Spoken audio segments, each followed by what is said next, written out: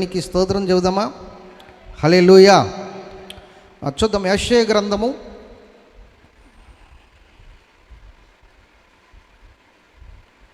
అందరూ తీశారా? 49:15 చదువుకుందాం. యెషయా గ్రంథము 49:15. స్త్రీ తన గర్భమున పుట్టిన బిడ్డను కరుణింపకుండా తన చంటి పిల్లను మరచునా వారైనా మరుస్తారు గాని నేను నిన్ను మరువను. స్తోత్రం చెప్పండి గట్టిగా. ఆదికాండం చెప్తానని యెషయా గ్రంథంలోని తీసుకెళ్లారు ఏంటని అనుకోకండి. నేను 40-41 అధ్యాయాలు కూడా పూర్తి చేసేస్తాను ఇవాళ ఒక్క అంశంతోనే. దేవునికి మహిమ కలుగును కాదు. ఈరోజు దేవుడు మనతో మాట్లాడబోయే అంశం ఏంటంటే నిన్ను మరువని దేవుడు. ఇది అంశం. చెప్పండి. నిన్ను మరువడు దేవుడు. ఎప్పుడు కూడా నిన్ను విడిచిపెట్టడు. స్తోత్రం చెప్పండి గట్టిగా. నిన్ను మరువని దేవుడు ఆయన, నిన్ను మర్చిపోని దేవుడు. కాబట్టి ఈరోజు జాగ్రత్తగా ఆయన మాటలు విందాం. ఇక్కడ సియోను అనుకుంటుంది. సియోన్ అంటే ఒక కొండో లేకపోతే ఒక ఏరియా, ఒక ప్రాంతము, ఒక పట్టణము అనుకోకండి. సియోను ఒక పట్టణమే. స్తోత్రం చెప్పండి. పరలోకపు పట్టణం సియోను పట్టణం, అవునా? అయితే ఆ సియోను అంటే సియోను సంతానము అనగా సియోను యొక్క సంతానము అంటే దేవుని బిడ్డలు. ఏమనుకుంటున్నారంటే దేవుని బిడ్డలు, దేవుణ్ణి ఆశ్రయించిన వారు. దేవుడు మమ్మల్ని మరిచిపోయాడు అనుకుంటున్నారట. అందుకని సియోను అని అక్కడ ఒక చిన్న ఉదాహరణగా చెప్పాడు. సియోను అంటే దేవుని బిడ్డలని అర్థం, దేవుణ్ణి విశ్వసించిన వారని అర్థం, దేవుణ్ణి ఆరాధిస్తున్న వారని అర్థం, పరలోకములో ఉండువారని అర్థం. స్తోత్రం చెప్పండి. సియోను అంటే ఒక పట్టణం అని కాదు, అంటే సియోను పట్టణంలో నివసిస్తున్నవారని అర్థం. ఇప్పుడు భారతదేశం అంటే దేశం అంటే మట్టి కాదు, దేశం అంటే మనుషులు.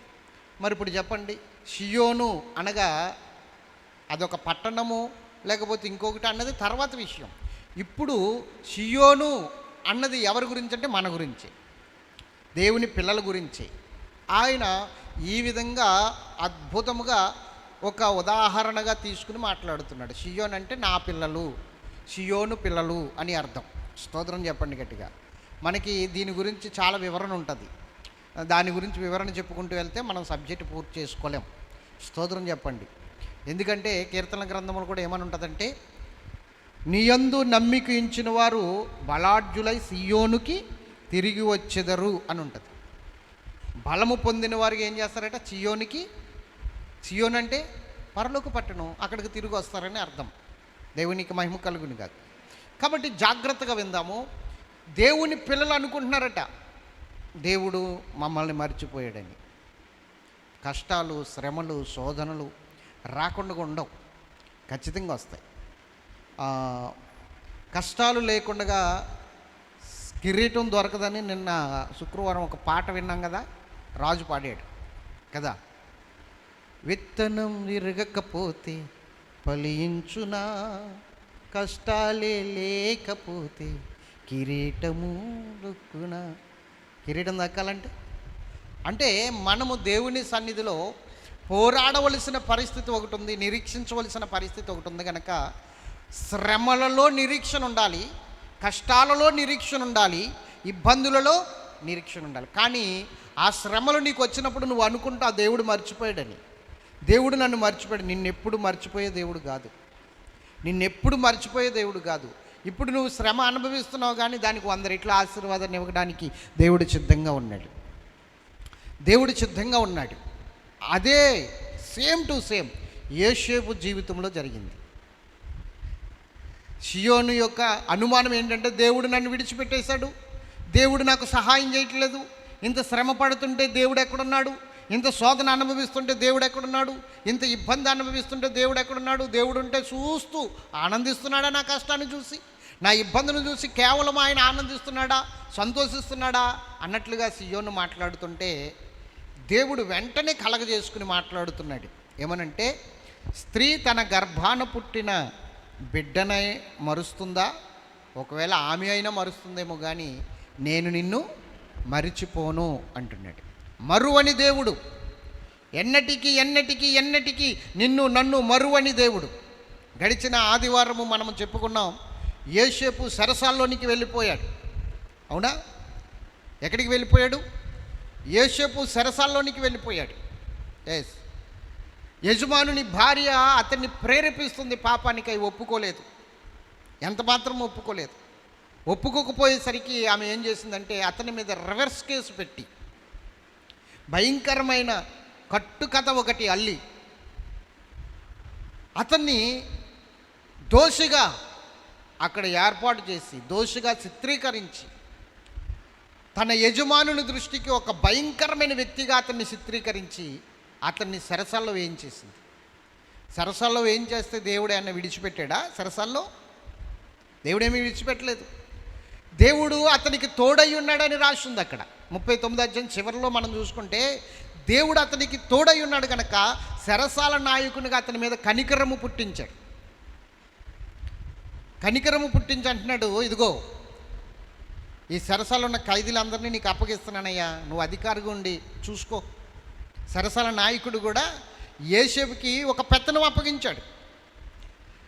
సరసాల్లో కూడా యోసేపు ఎలాగున్నాడంటే నాయకుడిగానే ఉన్నాడు, నాయకుడిగానే. దేవుడు నిన్ను విడిచిపెట్టకుండా ఉంటే నువ్వు ఎక్కడున్నా కూడా పైవాడిగానే ఉంటావు, కిందవాడిగా ఉండవు. దేవుడు నిన్ను విడిచిపెట్టడు, కానీ విడిచిపెట్టకుండా ఉండాలి అంటే నువ్వు ఇక్కడ నమ్మకంగా ఉండాలి. యోసేపుని దేవుడు విడిచిపెట్టలేదంటే కారణం ఏంటో తెలుసా? యోసేపు దేవుని విషయంలో నమ్మకంగా ఉన్నాడు, పరిశుద్ధత విషయంలో నమ్మకంగా ఉన్నాడు. అవునా కదా? నమ్మకమైన వ్యక్తిగా ముందుకు వెళ్తున్నాడు. ఎందుకంటే నమ్మకమైన వారికి దీవెనలు మెండుగా కలుగుతాయి. నమ్మకంగా ఉండాలి. దేవుడు నీకు ఏం అప్పగించాడు, నిన్ను ఎందుకు పిలిచాడు, ఆ విషయంలో నమ్మకంగా ఉండాలి. పరిశుద్ధతలో నమ్మకంగా ఉండాలి. దేవుణ్ణి ఆరాధించుటలో నమ్మకంగా ఉండాలి. ఆయన పని చేయుటలో నమ్మకంగా ఉండాలి. ఆయన పనిలో, అన్ని పనుల్లో, పరిచర్య ధర్మం అంతటిలో నెరవేర్చుటలో నమ్మకంగా ఉండాలి. యథార్థతలో నమ్మకంగా ఉండాలి. అర్థమవుతుందా? దేవునికి భయపడుతూ ఎప్పుడు కూడా. చాలామందికి ఎవరికి భయపడతారంటే పాస్టర్లకు భయపడతారు. ఎవరికి భయపడతారు? పాస్టర్లకు భయపడతారు, తోటి విశ్వాసులకు భయపడతారు. ఎవరైనా చూస్తారేమో అని వీళ్ళకి భయపడతారు. మొన్న 2-3 శివరాత్రి తీర్థంలో హెల్మెట్లు పెట్టుకుని తిరిగారంట. మరి వాళ్ళు ఎవరికి సంబంధించిన వాళ్ళో తెలియదు.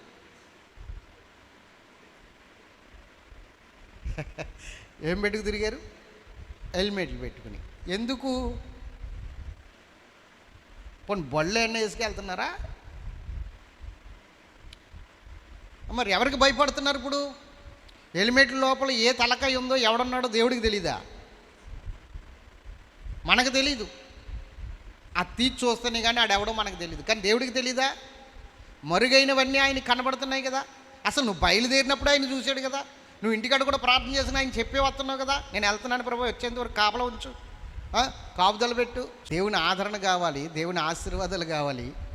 కానీ దేవునికి మాత్రం మనం నమ్మకంగా ఉండం, ఆయన పని మాత్రం నమ్మకంగా చెయ్యి. మరి ఎక్కడ ఇస్తాడు ఆయన ఆశీర్వాదం? ఎలా ఇస్తాడు? వెళ్ళి నేను చెప్పింది చెయ్యి. బయలుదేరాడు గాడిదకి గంత కట్టుకుని. దేవుడు చెప్పాడు, బయలుదేరాడు. మధ్యలో ఒక ఆలోచన, దేవుడు చెప్పింది చేస్తే నాకేమరుగుతుంది? దేవుడు చెప్పింది చేస్తే ఆడి నాకేమిస్తాడు? వెళ్దాం. వెళ్ళి అక్కడికి వెళ్ళిన తర్వాత మొత్తం రివర్స్ చేద్దాం అనుకున్నాడు. ఈలోగా దేవదూత ఖడ్గం పట్టుకుని ఎదురుగుండగా నుంచున్నాడు. ఇది వీడికి కనబడట్లేదు, గాడిదకి కనబడుతుంది. ఆ దేవదూత ఎవరికి కనబడుతున్నాడు? గాడిదకి కనబడుతున్నాడు. ఈ గాడిదకి కనబడుతుంటే ఆ దేవదూత, ఈ గాడిద ఏం చేస్తుంది? అటు వెళ్తే ఈయన చంపేస్తాడు ఆ దూత, ఎందుకు ఈ సందులోంచి వెళ్దామని ఈ సందులోంచి వెళ్తుంది. ఈ సందులోంచి వెళ్తే అది ఇరుకు సందు. గాడిద మీద ఇలా కూర్చున్నాడు కదా వీడు, ఈ కాలు ఒకటి వేసుకుని గాడిద మీద కూర్చున్నాడు కదా.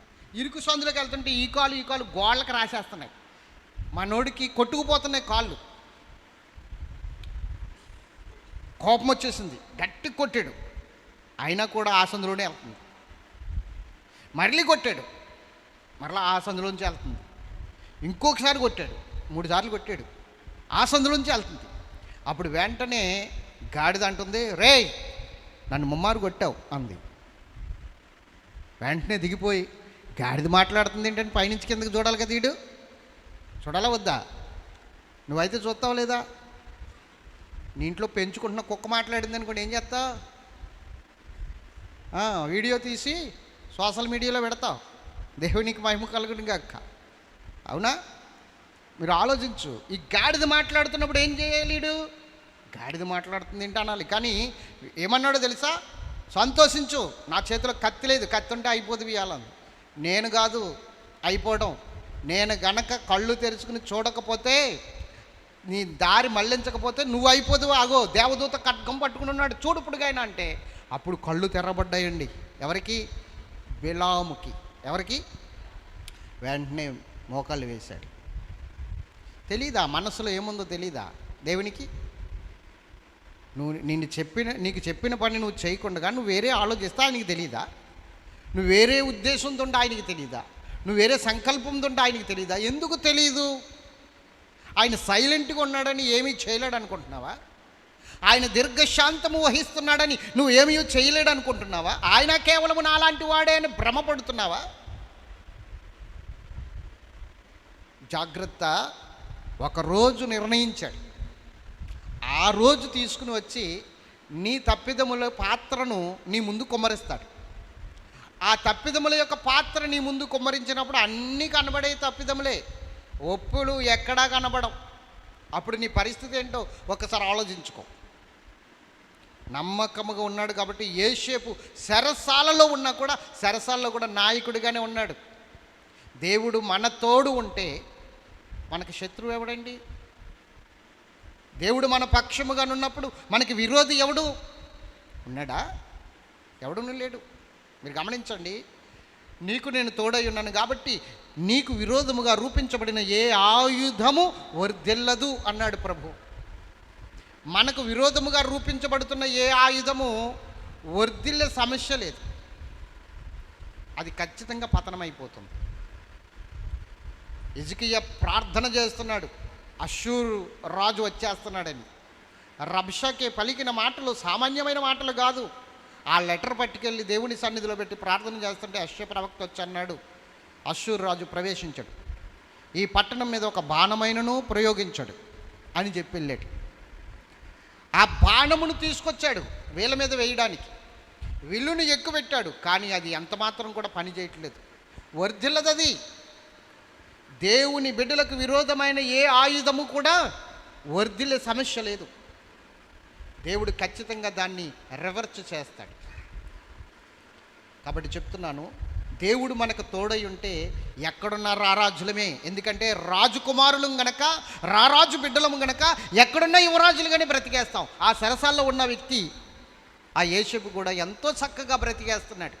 అందరూ విధేయత చూపిస్తున్నారు యోసేపుకి. సరసాల్లో ఉన్న వాళ్ళందరూ కూడా, నువ్వు ఖైదీవే, నీవు నేరం మోపబడి ఇక్కడికి వచ్చావు, నువ్వు కూడా తప్పు చేసి ఇక్కడికి వచ్చావు, నువ్వేం పెద్ద పత్తితో కాదు మా మీద పెత్తనము సలాయిస్తున్నావు అన్నవాడు ఒక్కడ లేడు అక్కడ.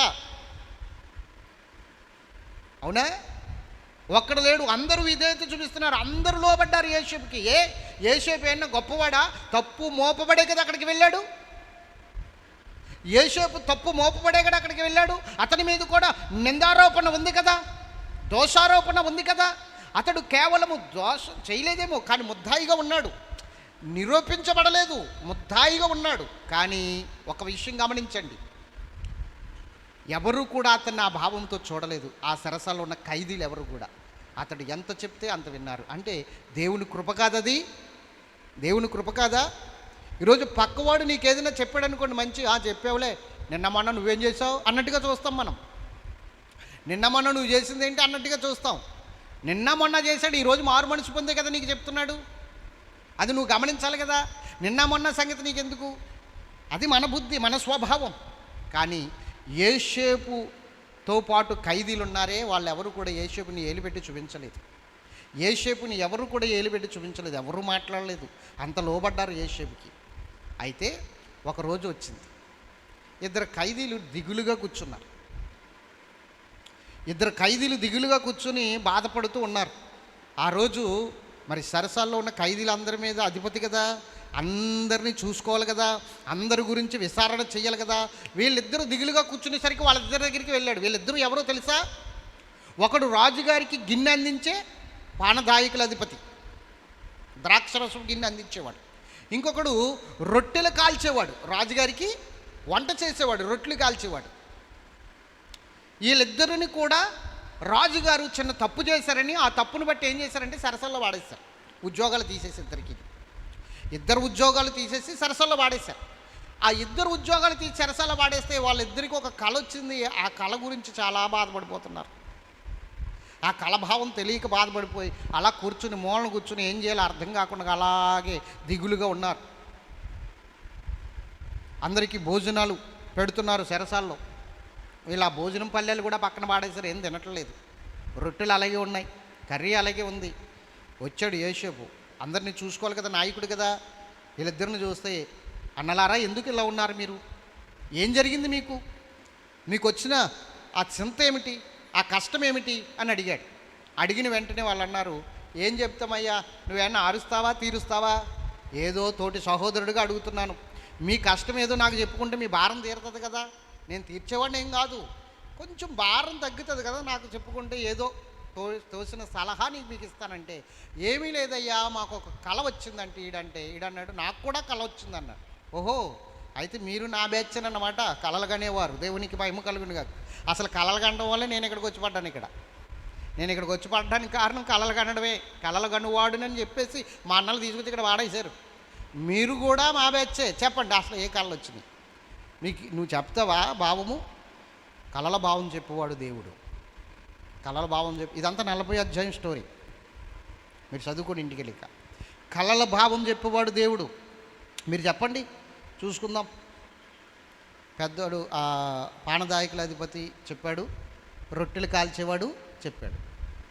ఈ కళల భావం చెప్పాలి, అర్థం వాళ్ళ కనిన కళల గురించి చెప్పాలంటే మనకి సమయం సరిపోదు, చదువుకోండి మీకు అర్థమవుతుంది. ఈ ద్రాక్షరసం అందించేవాడికేమో ద్రాక్ష తీగల గురించి కళ వచ్చింది. అది ఫలించి పువ్వులు కాసి మరలా ద్రాక్ష గిన్నెలో ద్రాక్షరసం పోసి గిన్నె అందిస్తున్నట్టు వచ్చింది. ఇంకొకడికేమో వాడు రొట్టెలు కాల్చి ఇవన్నీ పట్టుకుని నెత్తి మీద పెట్టుకుని బుట్టలో పెట్టుకుని వెళ్తుంటే పక్షులు వచ్చి తినేస్తున్నట్టు కళ వచ్చింది. వాడి జాబ్కి సంబంధించిన వాడికి వచ్చింది, వీడి జాబ్కి సంబంధించిన వీడికి వచ్చింది. అప్పుడు వెంటనే ఇద్దరికి చెప్పాడు. ఆ రొట్టెలు కాల్చి వాడికి వంట చేసుకునే వాడికి ఏమన్నాడంటే, తెల్లారిసరికి నిన్ను ఉరి తీసేస్తాడు రాజు అని చెప్పాడు. మరి నాకేంటని ఇటు భయపడుతున్నాడు, మరి నాకు వచ్చిన కలభావం ఏంటి అని ఇటు భయపడుతుంటే వీడు అంటున్నాడు, నువ్వు మరలా ఆ ఉద్యోగంలో జాయిన్ అయ్యి మరలా రాజుగారికి గిన్నె అందిస్తావు, నీ ఉద్యోగం నీకు వచ్చేస్తుంది, నువ్వు బ్రతికే ఉంటావు అన్నాడు. స్తోత్రం చెప్పండి గట్టిగా, హల్లెలూయా. నిజంగా నాకు గనక ఆ ఉద్యోగం వస్తాయి, వాగ్దానాలు చేసేస్తాం కదా, నోటి మాటలే కదా. నిజంగా నాకు గనక ఆ ఉద్యోగం వచ్చి నేను గనక రాజుగారి దగ్గరికి వెళ్తే, నేను మొట్టమొదటి పెట్టే సంతకం నీకు విడుదలై, దేవునికి మహిమ కలుగును కాదు. నేను మొట్టమొదటిగా పెట్టే సంతకం ఎవరి గురించో తెలుసా? నీ గురించే. నిన్ను విడుదల చెయ్యాలని నీ గురించి నేను సిఫార్సు చేస్తాను, రికమెండేషన్ చేస్తాను. రాజుగారు అతను చాలా మంచివాడు, దేవుని ఆత్మతో నింపబడినవాడు, కాబట్టి అతన్ని విడుదల చేయండి. అతడు ఎంత భద్రతగా ఉన్నాడో ఆ సరసాల్లో ఉన్నప్పుడు మేము చూసాం అని నేను చెప్పి నిన్ను విడిపిస్తానన్నాడు. తెల్లారేసరికి ఏం జరిగిందంటే, వాడిని ఉరి తీసేశారు, వీడికి ఉద్యోగం వచ్చేసింది. యోసేపు చెప్పినట్లుగానే సమస్తం జరిగింది, దేవునికి మహిమ కలుగును గాక. వాడిని ఉరి తీసేశారు, వీడికి ఉద్యోగం వచ్చింది. రైట్, ఇప్పుడు ఉద్యోగం వచ్చిన తర్వాత ఇప్పుడు ఈయన ఏం చేస్తానన్నాడు? వారమైంది, గుర్తులేడు యోసేపు. 2 వారాలు, నెల, 2 నెలలు, 3 నెలలు, సంవత్సరంన్నర, 2 సంవత్సరాలు. ఎన్ని సంవత్సరాలు? 2 సంవత్సరాలు అయిపోయింది. ఇప్పుడు గుర్తుంటాడంటావా? 2 సంవత్సరాల తర్వాత చెప్పాలి. ఒకవేళ 2 సంవత్సరాల తర్వాత ఇతడు సరసాల దగ్గరికి ఎందుకో కొందుకు వెళ్ళినా యోసేపు చూసి, అన్నా బాగున్నావండి, ఎవడరా నువ్వు, నన్ను అంటున్నావు, నువ్వు ఖైదీవి, నేను రాజు ఉద్యోగిని అంటాడు కూడా నీడు. అవునా కదా? అస్సలు అతని వైపు వెళ్ళలేదు, అతని గురించి ఆలోచించలేదు, అతని గురించి ఇంత చింత కూడా లేకుండా 2 సంవత్సరాలు గడిపేశాడండి ఉద్యోగం వచ్చాక. కానీ నిన్ను గూర్చి మనుషులు మర్చిపోవచ్చు, నిన్ను గూర్చి మనుషులు నువ్వు చేసిన మేలు కానీ నువ్వు చేసిన సహాయం కానీ మనుషులు మర్చిపోవచ్చు, కానీ నిన్ను తల్లి గర్భములో రూపుదిద్ది బయటికి తీసుకొచ్చి ప్రపంచాన్ని పరిచయం చేసిన దేవుడు నిన్ను మర్చిపోడు. నిన్ను మరువని దేవుడు. యోసేపుని జ్ఞాపకం చేసుకోవడానికి ఫరోకు ఒక కల కనిపించాడు దేవుడు. ఫరో కల కన్నాడు 2 సంవత్సరాల తర్వాత. 41 అధ్యాయం 1 వచనంలో ఉంటుంది అన్నమాట. 41:1 చదవండి. 2 ఏండ్లు గడిచిన తరువాత 2 సంవత్సరాలు గడిచిన తర్వాత ఫరో ఒక కల కనెను. ఫరో ఒక కల కనెను. చాలు, దేవునికి స్తోత్రం చెప్పండి. ఏమన్నా తెలుసు ఇప్పుడు? ఫరోకి కల వచ్చింది, యోసేపుకి టైం వచ్చింది. ఎవరికి? అంతే కదా. ఫరోకి కళ, యోసేపుకి టైం, 2 ఒకసారి వచ్చాయి. దేవుడు గుర్తు చేసుకున్నాడు యోసేపుని. ఫరో కన్న కళ సామాన్యమైన కళ ఏం కాదు, సామాన్యమైన కళ ఏం కాదు. స్తోత్రం చెప్పండి. ఆ కళ కంటే భయమేసి లెగిసి అటు ఇటు తిరిగి మరలా పడుకున్నాడు. భయపడుతూనే పడుకున్నాడు. మాగాడిగా మరలా నిద్రపడుతుంది. మరలా కళ వచ్చింది, సేమ్ కళ, కానీ ఈసారి మార్పుతో వచ్చింది. భావం ఒకటే. మొదట ఎలా వచ్చిందో తెలుసా? మొదట కానీ తర్వాత కానీ 2 ఒక విధంగానే ఉంటాయి. ఒకటి ఏంటంటే 7 ఆవులు బక్కయి, 7 ఆవులు బలిసినవి. ఓకే, 7 ఆవులు ఏంటి? బక్క చిక్కిపోయినాయి. 7 ఆవులు ఏంటి? బలిసినవి. ముందు బలిసిన ఆవులు వచ్చినాయి 7 ఆవులు, బాగున్నాయి, చాలా పుష్టిగా ఉన్నాయి. తర్వాత ఇంకొక 7 ఆవులు వచ్చినాయి, అవి మహా బక్కగా ఉన్నాయి. అసలు చర్మం ఉన్నదో లేదో తెలీదు, స్కెల్టన్లా ఉన్నాయి అవి మొత్తం.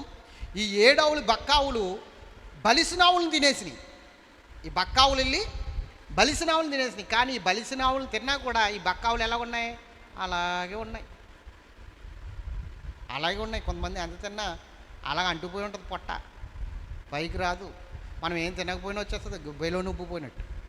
దేవునికి మహిమ కలుగును కాదు. ఈ 7 ఆవులు కూడా బక్క ఆవులు ఆ 7 ఆవులను తినేసినా కూడా అవి ఆ బలం లేదు, అలాగే ఉన్నాయి. ఏంటి కళ అని బెదిరిపోయిన రాజు అటు ఇటు తిరిగి మరలా పడుకుంటే మాగనుక పడితే మరలా కళ వచ్చింది. ఈసారి పుష్టికరమైన వెన్నులు 7 వెన్నులు కనబడుతున్నాయి. అంటే పంట వెన్నులు పుష్టిగా బాగా పండినాయి అన్నమాట, సమృద్ధిగా పండినాయి 7 వెన్నులు. ఇంకో 7 వెన్నులు వచ్చినాయి. మరలా ఎక్కడి నుంచి వచ్చినాయో అవి పొట్టు పండలేదు, అవి వచ్చి ఇట్లు మింగేసినాయి. ఈ కళకి అర్థం తెలియక రాజుగారు ఐగుప్తు దేశంలో ఈజిప్ట్లో ఉన్న ప్రతి జ్ఞానిని కౌరంపించాడు. అందరూ వచ్చారు కానీ ఎవరు చెప్పలేకపోయారు. తర్వాత ఈడి కళ చెప్పాడు కదా 2 సంవత్సరాల క్రితము, ఈ పానదాయకుల అధిపతి కళ. వాడికి గుర్తొచ్చాడు యోసేపు. అయ్యా, ఒకడున్నాడు ఎబ్రీడు సరసల్లో ఉన్నాడు, నాకు ఈ ఉద్యోగం మరలా రావడానికి కూడా కారణం అతడు చెప్పిన కలభావమే. అతన్ని తీసుకొస్తాను మీ అనుమతి ఉంటే అంటే తీసుకురా అన్నాడు. తీసుకొచ్చాడు. దేవునికి స్తోత్రం చెప్పాలి. ఎదురుగుండగా నిలబెట్టాడు. ఇప్పుడు ఆ కలభావం చెప్పమన్నాడు. ఆ కలభావం ఎలా ఉన్నాడో తెలుసండి యోసేపు? ఎలా ఉన్నాడో తెలుసా? నిజంగా సరసాల్లోకి వెళ్ళినోడు అలా ఉంటాడంటే ఎవరు నమ్మరు. సరసాల్లోకి వెళ్ళినోడు ఎలా ఉంటాడు? గడ్డం మాసిపోయి, అవునా, బట్టలు శనిగిపోయి మాసిపోయి ఉంటాయి. కానీ మనోడు రాజకుమారులాగానే ఉన్నాడు. స్తోత్రం చెప్పండి గట్టిగా. ఏం తక్కువ మనోడికి? నేను ఒకటి చెప్తున్నాను, ఒకవేళ దేవుడు జ్ఞాపకం చేసుకోకపోయినా సరసాల్లో ఏం తక్కువేం కాదు మనోడికి. అక్కడ కూడా అధికారిలాగానే ఉన్నాడు, అవునా కదా? మనమైతే చాలే ప్రభా, ఈ మట్టికి చాలు, ఈ జీవితం చాలు అనుకుంటాం. కానీ దేవుడు ఏం చేశాడు తెలుసా? గతములో వాగ్దానం చేశాడు యోసేపుకి, నిన్ను హెచ్చిస్తాను, తలగా చేస్తాను, నిన్ను కడగా చేయను, నీకు సంబంధించిన వారందరూ కూడా నీకు దాసులు అవుతారని. మరి ఆ వాగ్దానం నెరవేర్చాలి కదా, లేకపోతే దేవుడు అబద్ధికుడు అయిపోతాడు కదా. అందుకని దేవుడు తీసుకొచ్చాడు, ఫరోకు కలిసి తీసుకుని వచ్చాడు. తీసుకుని వచ్చిన తర్వాత ఇప్పుడు ఆ కళభావం చెప్తున్నాడు. అయ్యా, 2 కళలు ఒకటే, దాని భావం కూడా ఒకటే, విడివిడిగా ఏం చెప్పక్కర్లేదు. కాబట్టి చెప్తున్నాను వినండి. ఆ బలిసిన 7 ఆవులు, బలిసిన 7 వెన్నులు ఏవైనా సరే, 7 అంటే 7 సంవత్సరాలు. చెప్పండి, 7 అంటే 7 సంవత్సరాలు. రైట్. మరి ఈ ఆవులు కానీ ఈ వెన్నులు కానీ బలిసున్నవి ఏమిటంటే 7 సంవత్సరాలు దేశం మీద భయంకరమైన పంట పండుతుంది. మామూలు పంట కాదు. స్తోత్రం చెప్పాలి. చాలా విశిష్టమైన పంట పండుతుంది. ఎన్నడూ ఎప్పుడు ఎవరు చూడలేనంత విస్తారమైన పంట పండుతుంది. ఆ విస్తారమైన పంట మనము పోగేసుకుని చక్కగా మనం దాన్ని గాదిల్లో దాచుకుని జాగ్రత్త పెట్టుకుంటే నెక్స్ట్ 7 బక్కావులు వచ్చినాయి చూసారా, 7 పోయిన వెన్నులు వచ్చినాయి చూసారా, ఆ 7 అంటే ఇంకో 7 సంవత్సరాలు. ఆ బక్కావులకి సాదృశ్యం ఏంటంటే 7 సంవత్సరాలు కరువు రాబోతుంది. 7 సంవత్సరాలు ఏం రాబోతుంది? కరువు. ముందు 7 సంవత్సరాలు సమృద్ధి రాబోతుంది, తర్వాత 7 సంవత్సరాలు కరువు రాబోతుంది. ఇప్పుడు ఆ కరువులో మనము బాగుండాలంటే ముందు 7 సంవత్సరాలు పండిన సమృద్ధి కలిగిన పంటను మనము దాచుకోవాలి, జాగ్రత్త పెట్టుకోవాలి. స్తోత్రం చెప్పాలి గట్టిగా. హల్లెలూయా చెప్పండి ఇంకొకసారి. హల్లెలూయా. జాగ్రత్త పెట్టుకోవాలి, చాలా భద్రం చేసుకోవాలి. యోసేపు ఐగుప్తులో ఉన్నాడు కాబట్టి ఐగుప్తులో మాత్రమే ధాన్యం దొరికింది. యోసేపు లాంటి వారు ఏ దేశంలో ఉన్నా ఆ దేశంలో కూడా ధాన్యం దొరుకును. మరి యోసేపు లాంటి భక్తులు కానీ, యోసేపు లాంటి జ్ఞానులు కానీ, యోసేపు లాంటి తెలివైన వారు కానీ, దేవుణ్ణి ఆశ్రయించిన వారు కానీ ఎవరునూ లేరు కాబట్టి ఐగుప్తులో మాత్రమే ఉన్నాడు కాబట్టి ఐగుప్తులో మాత్రమే ధాన్యం పోగేయబడింది. అర్థమవుతుందా మీకు? గమనించండి. దేశమంతా 7 సంవత్సరాలు పంట బాపడింది. ఆ పంట అంతా యోసేపు జాగ్రత్త పెట్టాడు. ఎంత జాగ్రత్త పెట్టాడంటే రాసి ఉంటుంది, సముద్రపు ఇసుకు రేణువుల కంటే విస్తారమైన ధాన్యం అంట, కొలవడానికి కూడా వీలు పడలేదంట. చెప్పాను కదా మీకు ఒకసారి, గుర్తుందా? 41వ అధ్యాయము 49వ వచనం ఒకసారి చదవండి. 41వ అధ్యాయము 49వ వచనం. యోసేపు సముద్రపు ఇసుక వలె అతి విస్తారముగా ధాన్యము పోగు చేశాను. ఎలా పోగు చేశాడట? సముద్రపు ఇసుక వలె పోగేసాడట ధాన్యం. 5 బస్తాలు 6 బస్తాలు కాదు, 100 బస్తాలు 200 బస్తాలు కాదు. సముద్రపు ఇసుక ఎలా ఉంటుందో అలా ధాన్యాన్ని పోగేశాడట. అది కొలవడానికి కూడా సాధ్యపడలేదట. కొలవడం మానేశారట. ఇంకా మన వల్ల కాదురా బాబు, కొలవడము మానేయండి అన్నాడట. మానేశారు. ఎందుకంటే అంత ధాన్యం పోగేసేసాడు. ఇంకా దేశాల నుంచి తీసుకొచ్చి పోగేసి భద్రం చేసేసాడు. ఇప్పుడు ఏ దేశములోనైనా సరే భోజనం చేయాలంటే యోసేపు దగ్గరికి వచ్చి ధాన్యం పట్టుకెళ్ళవలసిందే. అక్కడే ఉంది ధాన్యం, ఇంకెక్కడా లేదు. 7 సంవత్సరాలు భయంకరమైన కరువు వచ్చింది. కరువుతో చాలామంది మనుషులు చనిపోయారు అనేక దేశాల్లో. కానీ ఐగుప్తు దేశంలో ఒక పక్షి కూడా కరువుతో నేల కొరగలేదు. పక్షికి కూడా కరువు లేదు ఐగుప్తు దేశంలో. అర్థమవుతుందా? ఈ భావం చెప్పగానే యోసేపుని చూసి అంటాడు, ఇలాంటి దేవుని ఆత్మగల మనుషుని మనం కనుగొనగలదుమా? కాబట్టి ఇతన్ని మనము చాలా జాగ్రత్తగా కాపాడుకోవాలి. ఇలాంటి మనుషుడు మనకి ఎప్పుడూ కానీ దొరకడు. కాబట్టి ఇతన్ని మనం కాపాడుకోవాలని చెప్పేసి తన రాజ్యాన్ని, తన రాజ్య ప్రజల్ని అందరినీ కూడా ఏం చేస్తాడంటే యోసేపుకి అప్పగించేసుకుంటాడు. యోసేపుకి అప్పగించేసుకుంటాడు. అప్పుడు యోసేపు రాజ్యానికి అధికారి. ఎటువంటి అధికారి తెలుసా? ఆర్థిక శాఖ మంత్రి.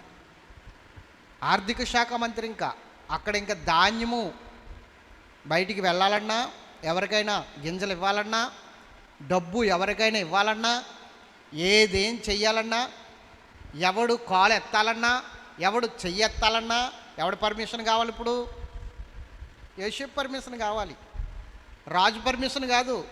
ఎవరు పర్మిషన్ కావాలి? దేవుడు ఎంత ఇచ్చించేశాడు?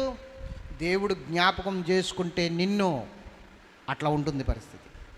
మనుషులు జ్ఞాపకం చేసుకుంటే చెప్తాను. ఇప్పుడు యోసేపు చెప్పినట్లుగా ఆడికి జాబ్ వచ్చింది కదా. ఎవరికి?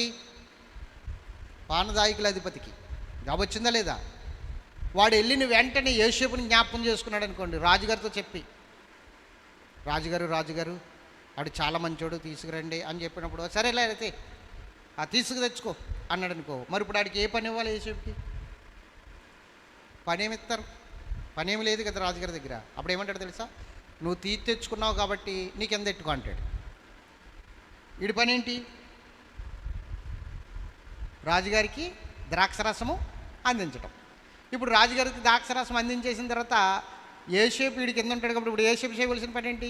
ఆ గిన్నెలు తోమడం, కడగడం, అంతే కదా. ఏం చెప్తాడు ఇంకా? ఆ ద్రాక్షరసం పాత్ర ఎలా పట్టరా, ఇందులో పోయి అది పోసిన తర్వాత వీడు పట్టుకెళ్ళి రాజుగారికి ఇస్తాడు. రాజుగారి దగ్గర నుంచి తెచ్చి మళ్ళీ ఏం చేస్తాడు? ఇక్కడ పెడతాడు, తీసేయి, కడిగేయి, డబ్బులించేయి. ఇప్పుడు యేసు పాత్ర ఏంటి? పాత్రలు కడగడం. ఎవరు జ్ఞాపకం చేసుకుంటే? అది మనుషులు జ్ఞాపకం చేసుకుంటే. మనుషులు నాకు సహాయం చేయలేదు, మనుషులు నన్ను మర్చిపోయారు, వాళ్ళకి ఎంత చేశాను, వాళ్ళకి అంత చేశాను, తిరిగి చేస్తే ఇంకో 100 చేస్తారేమో నీకు, అంతే అంతే కదా. నువ్వు 200 ఇచ్చావు, ఇంకో 100 ఇస్తారు, 300 ఇస్తారు నీకు, అంతకుమించి ఏం చేయరు. అదే నువ్వు మర్చిపో వాళ్ళకి చేసిన సహాయం, దేవుడు జ్ఞాపకం చేసుకుంటాడు నిన్ను. అది ఎట్లా ఉంటుందంటే అసలు ఊహించలేవన్నమాట, అంత గొప్ప మేలు చేస్తాడు దేవుడు. అర్థమైందా నీకు? నిన్ను మరువని దేవుడు, అది సబ్జెక్టు. నువ్వు ఎక్కడున్నా, ఏ స్థితిలో ఉన్నా, ఎలాంటి పరిస్థితుల్లో ఉన్నా నిన్ను జ్ఞాపకం చేసుకుంటున్నాడు ఆయన. నిన్ను జ్ఞాపకం చేసుకుంటున్నాడు ఆయన. ఆయన గనక జ్ఞాపకం చేసుకోకపోతే క్షణం బతకగలదామండి మనం?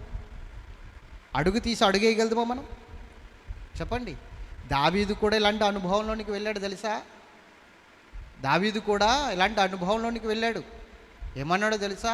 అయ్యో దేవుడు నన్ను మర్చిపోయాడు అంటున్నాడు. దేవుడు నన్ను మర్చిపోయాడు అంటున్నాడు. ఎంత భయంకరమైన పరిస్థితికి వెళ్ళిపోయాడో, ఆ పరిస్థితికి వెళ్ళిపోయినప్పుడు అతడు మాట్లాడుతున్న మాట ఏమని మాట్లాడుతున్నాడో తెలుసా? మరణమై స్మరణకు రాక మరవబడి తిని ఓటికుండ వంటి వాడనై తిని అంటాడు. అర్థమవుతుందా? మరణమై స్మరణకు రాక మరవబడి తిని ఓటికుండ వంటి వాడనై తిని అంటాడు దావీదు. అంటే మరణమైపోయాను, దేవుని యొక్క స్మరణకు రావట్లేదు, నేను మరవబడి తిని ఓటికుండ వంటి వాడనై తిని. ఓటికుండ అంటే అర్థం ఏంటో తెలుసా? చిల్లు పడిన కుండలో వాటర్ పోస్తే అది కారిపోతూ ఉంటుంది, కానీ ఓటికుండ అంటే బేట తీస్తుంది అన్నమాట. ఓటికుండ అంటే ఏంటి? బెజ్జం పడిన కుండ కాదు, బేట తీస్తుంది. అది మనకి తెలియదు. దాన్ని పరీక్షించి ఇలా కొడితే గుల్ల సౌండ్ వస్తుంది, అది ఓటుకుండ అని అర్థం. గుల్ల సౌండ్ వస్తే ఓటుకుండ అని అర్థం. మనం ఏం చేస్తామంటే పట్టుకుని వెళ్ళిపోతాం, బేట మనకు కనిపించదు. దాంట్లో వాటర్ పోస్తే వాటర్ ఏమీ కూడా ఒక్కసారిగా కారిపోయినట్లు నీకు కనబడదు. ఆ బేటలో నుంచి డ్రాప్గా లీక్ అవుతుంది. ఒక 2 గంటలు 3 గంటలు పోయిన తర్వాత నువ్వు చూస్తే అదంతా బంద్ అయిపోతుంది, కొంచెము కానీ వెలుతుకు వస్తుంది, మొత్తం ఒకసారిగా కారిపోదు. ఓటికుండ అంటే అది. దావీదు తన్ను తాను ఓటికుండతో పోల్చుకుంటున్నాడంటే, ఎప్పుడైతే బత్షెబతో పాపం చేసి ఊరియాని చంపించాడో అప్పుడు తనలో ఉన్న ఆత్మాభిషేకము ఓటికుండగా మారిన అతనిలో నుంచి డ్రాప్లుగా కారిపోతుంది ఆత్మాభిషేకము. కానీ ఎప్పుడు కూడా అతని గిన్నె నిండే పారేది, ఎప్పుడో అతని గిన్నె నిండే పొరులుచూ ఉండే అతని గిన్నె ఇప్పుడు కారిపోతుంది, డ్రాప్లుగా కారిపోతుంది. అది గమనించుకున్నాడు. ఈరోజు చాలామంది ఆ ఆత్మీయ స్థితిని గమనించుకోరు. ఆత్మీయ స్థితిని పాడైపోతుంది, నేను ఆత్మీయతలో దిగజారిపోతున్నాను, అంతకంతకి దిగజారిపోతున్నానన్న ఆలోచన రాదు. చాలామంది ఇదే పరిస్థితుల్లో ఉన్నారు. ఈ రోజున భ్రమల్లో ముసుగుల్లో చాలామంది బ్రతికేస్తున్నారు. ఆ ముసుగు ఉన్నంత వరకు, ఆ భ్రమ ఉన్నంత వరకు నువ్వు దేవుని సన్నిధిలో నిన్ను నువ్వు పరీక్షించుకోలేవు. పరీక్షించుకోగలిగినా కూడా దేవునికి దగ్గర కాలేవు. ఆ ముసుగు తొలగిపోవాలి, ఆ భ్రమ తొలగిపోవాలి. అప్పుడు నువ్వేమిటో నీకు అర్థమవుతుంది, ఏ స్థితిలో ఉన్నావో నీకు అర్థమవుతుంది, ఏ పరిస్థితిలో పడిపోయావో నీకు అర్థమవుతుంది. అది నీకు అర్థం కావాలంటే ఇప్పుడు నేను చెప్తున్నాను, జాగ్రత్తగా విను. దావీదు గమనించుకున్నాడు. మరణమై స్మరణకు రాక మరవబడి తిని ఓటికుండ వంటి వాడని అయితిని అంటాడు. మరి ఇప్పుడు చెప్పు, ఈరోజు దావీదు అభిషేకం ఎటువంటి అభిషేకమో తెలుసా? దావీదుకున్నది స్వయంగా పాటలు రాసేవాడు, స్వరకల్పన చేసేవాడు, తానే సంగీతము సమకూర్చేవాడు, తానే పాడేవాడు, గానము కూడా తానే చేసేవాడు. అలాంటి వ్యక్తి అభిషేకం కోల్పోతున్నాడు. అర్థమైంది, పశ్చాత్తాపడ్డాడు, ఏడ్చాడు, కన్నీరు గార్చాడు. దేవుడు మరలా ఆ ఓటికొండను తన చేతిలోకి తీసుకుని ఆ పాత్రను సరిచేసేసాడు. మరలా నింపేశాడు పాత్రని, వాగ్దానాలతో నింపేశాడు. ఈరోజు సరిచేయబడాలి. తప్పు చేయని వాళ్ళు ఎవరు లేరండి. తప్పు చేయలేని వాళ్ళు ఎవరూ లేరు. ఎంత గొప్పోళ్ళైనా తప్పు చేసిన వాళ్ళే. కానీ ఆ తప్పుని సరిచేసుకుని దేవునికి సమర్పించుకుని బ్రతకగలిగిన వాడు గొప్పవాడు. ఆ తప్పుని సరి చేసుకోగలిగిన వాడు గొప్పవాడు. మరలా ఆ తప్పు వైపుకి తిరగకుండా దేవునితో సహవాసం చేసి నడవగలిగిన వాడు గొప్పవాడు. అప్పుడు నువ్వు ఎక్కడున్నా ఆశీర్వాదకరంగానే ఉంటావు, దీవెనకరంగానే ఉంటావు, దేవునికి మహిమకార్థంగానే బ్రతుకుతావు. దేవుడు నిన్ను మర్చిపోడు. నువ్వు కష్టాల్లో ఉన్నా మర్చిపోడు, నువ్వు పాపములో ఉన్నా నిన్ను మర్చిపోడు. నేను చెప్తున్నాను కదా, నువ్వు పాపంలో ఉన్న దావీదు పాపంలో పడిపోయాడు, మర్చిపోయాడు దేవుడు.